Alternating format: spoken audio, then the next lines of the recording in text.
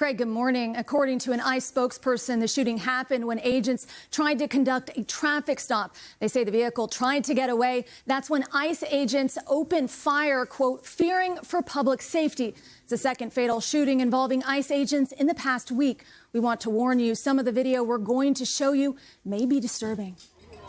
ICE murdered a human being! This morning, there's growing outrage in Maine following the fatal shooting of a man by an ICE agent. In this video, you can see a white vehicle driving in a circle as an agent grabs at the door. It's unclear if this was before or after the shooting. This clip shows what appears to be federal agents pulling the limp body of a man from the vehicle and cuffing his hands behind his back. The sounds of shots fired captured on a nearby doorbell camera. According to an ICE spokesperson, the agency was conducting targeted surveillance on the last known address of an individual with a final order of removal.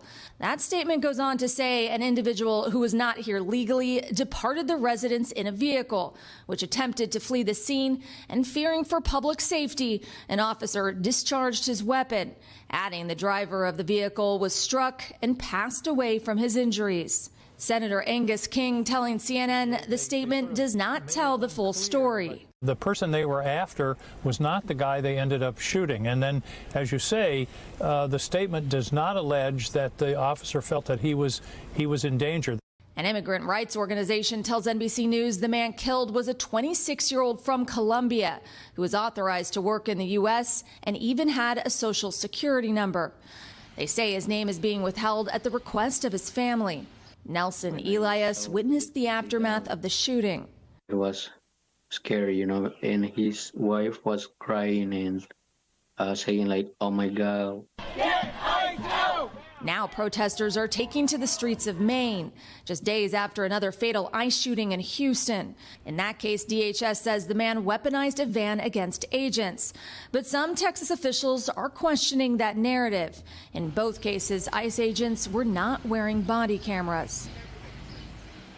DHS said its Office of Inspector General will lead the investigation. Earlier yesterday, Maine's Attorney General also said it's actively investigating, adding the federal agent will be placed on leave as is standard protocol in police-involved shootings. Okay, Erin, thank you. Thank you, Erin. Hey, thanks for watching. And don't forget, you can catch the Today Show every morning on NBC or take Today when you're on the go. Just follow the Today podcast on Apple Podcasts, Spotify, or wherever you listen.